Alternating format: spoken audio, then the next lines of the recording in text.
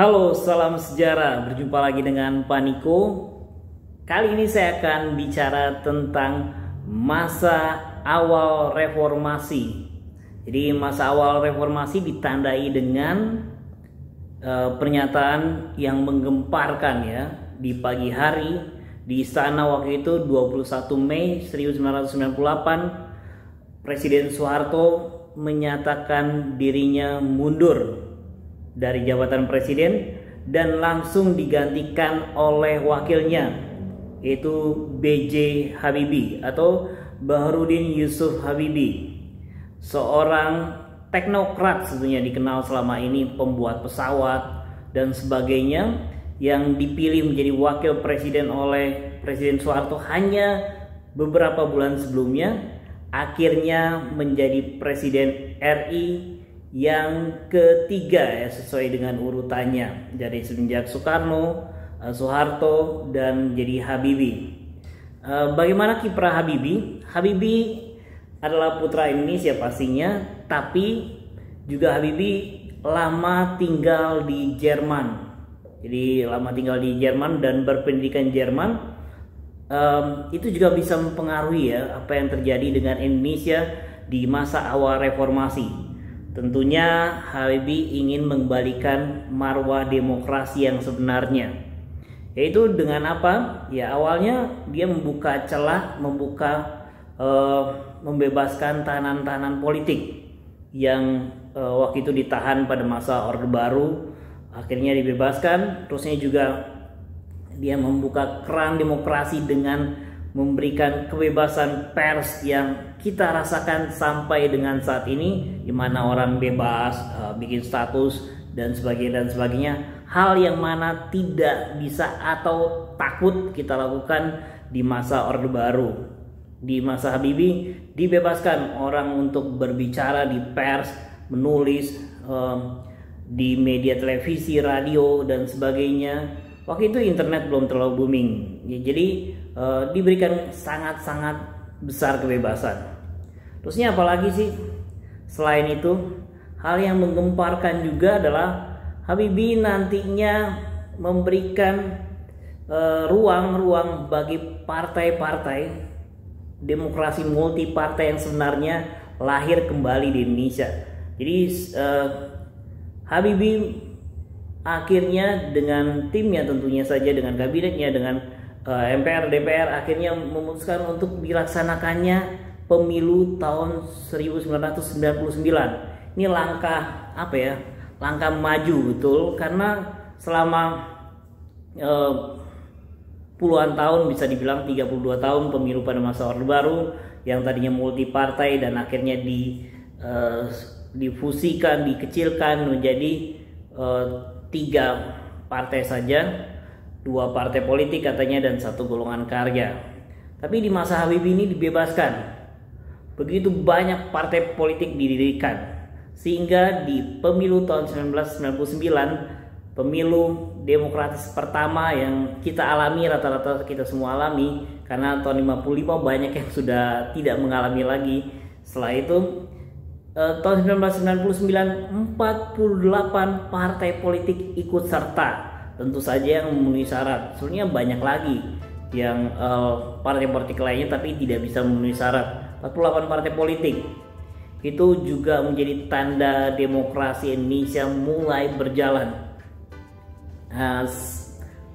Apalagi kejutan-kejutannya ya, akhirnya Habibie ini yang merintis nanti penghapusan dui fungsi ABRI. Jadi dui fungsi ABRI dihapuskan, terusnya juga nanti merintis pemisahan antara ABRI atau TNI dengan Polri, kepolisian. Jadi itu juga dirintis. Terusnya juga mulai merintis tentang pengakhiran diskriminasi terhadap etnis minoritas. Itu juga dilakukan di masa awal reformasi. Apalagi sih ya, ada kebijakan yang nanti membuat citra Habibie menurun ya di mata rakyat Indonesia dan tidak populer waktu itu, yaitu kebijakan untuk memberikan kesempatan kepada rakyat Timur untuk memilih ya dalam referendum. Pilihannya apa? pilihannya tetap bergabung dengan Republik Indonesia dengan otonomi khusus, atau ya menolak bergabung, yang artinya nantinya berarti memisahkan diri dan merdeka. Usulan ini diterima, nantinya didampingi oleh PBB pelaksanaannya. Akhirnya ya menjadi salah satu blunder politik dianggapnya pada masa pemerintahan Habibie, karena pada referendum yang terselenggara di bulan Agustus tahun 1999, rakyat Timur waktu itu 78,5% memilih untuk memisahkan diri atau menolak tawaran otonomi khusus, dan hanya 21,5% yang memilih untuk setuju ya tawarannya. Jadi ini juga waktu itu membuat pergolakan di Timur terkait dengan hasil referendum ini, dan sampai sekarang juga masih masih ada orang-orang Timur yang berasal dari sana yang tinggal di perbatasan di sisi Timur Barat ya, di wilayah Negara Kesatuan Republik Indonesia, yang tetap memilih menjadi warga negara Republik Indonesia. Waktu itu apalagi sih yang terjadi ya, di pemilu nanti kita akan bahas bahwa di pemilu ini nanti unik ya, dibebaskan sebebas-bebasnya. Akhirnya hasilnya yang menang siapa? Yang menang waktu itu PDI dengan PDI Perjuangan. Jadi menjadi pemenang pemilu waktu itu. Kalau yang tinggal di Jakarta itu, kalau masa kampanye PDI itu memerahkan Jakarta. Terusnya juga kedudukan kedua tetap masih dipegang oleh Golongan Karya.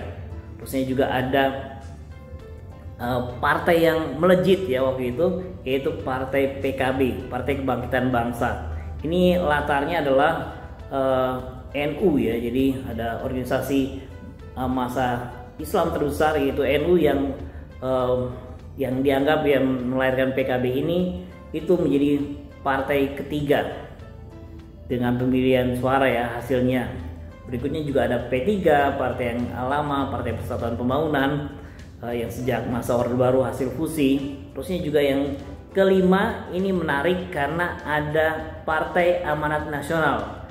Tadi dari NU dan Partai Amanat Nasional ini dianggap juga mencerminkan ormas Islam kedua terbesar di Indonesia, yaitu Muhammadiyah. Jadi itu 5 besar dalam hasil tahun 99. Tapi nantinya karena waktu itu hanya memilih partai politik, persaingannya ketat dalam pemilihan presiden. Siapa sih yang menjadi presidennya nantinya di MPR ya, pemilihannya itu sangat ketat sekali. Tapi apa yang terjadi dengan Habibie? Dengan segala hal yang sudah diupayakan dan sebagainya, tapi mendekati pertanggungjawabannya, kita sudah bisa mendengar bahwa hasil referendum Timur yang lepas membuat sangat tidak populer. Beliau menjadi sangat tidak populer di Indonesia pada masa itu, sehingga pidato pertanggungjawabannya ditolak oleh MPR, dan akhirnya Habibie tidak mencalonkan kembali menjadi presiden. Meskipun waktu itu Partai Golkar menjadi partai kedua yang terbesar yang masih punya kekuatan politik yang cukup dahsyat di Indonesia. Akhirnya harus mengantarkan pergolakan yang di MPR itu, bagaimana setelah Habibie ditolak, terusnya tidak mencalonkan lagi, akhirnya pergolakan siapa sih calon-calonnya. Waktu itu yang sangat kuat adalah Megawati, tentunya saja Megawati Soekarno Putri, yang partainya menjadi pemenang pertama pemilu tahun 1999. Jadi tapi apa yang terjadi dalam pergerakan politik di MPR waktu itu, akhirnya yang terpilih adalah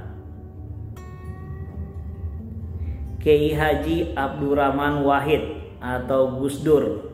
Jadi ayahnya Megawati dan ayahnya Gus Dur tentu adalah para founding fathers dari negara kita. Dan akhirnya Gus Dur terpilih jadi presiden dan Megawati terpilih menjadi wakil presiden. akhirnya kita bisa tahu bahwa itulah saat berakhir masa pemerintahan Habibie yang kurang lebih sekitar 17 bulan atau 512 hari ya. Jadi tapi Habibie mencatatkan sejarah yang manis bagi bangsa Indonesia.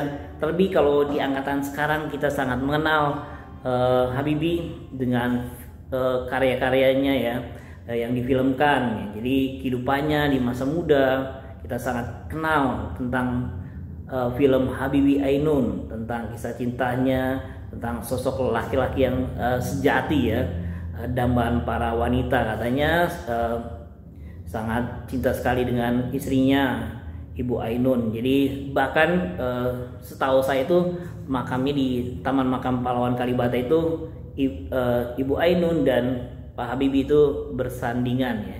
Itu sungguh luar biasa. Itu yang bisa kita pelajari dari awal masa reformasi di Indonesia. Merdeka.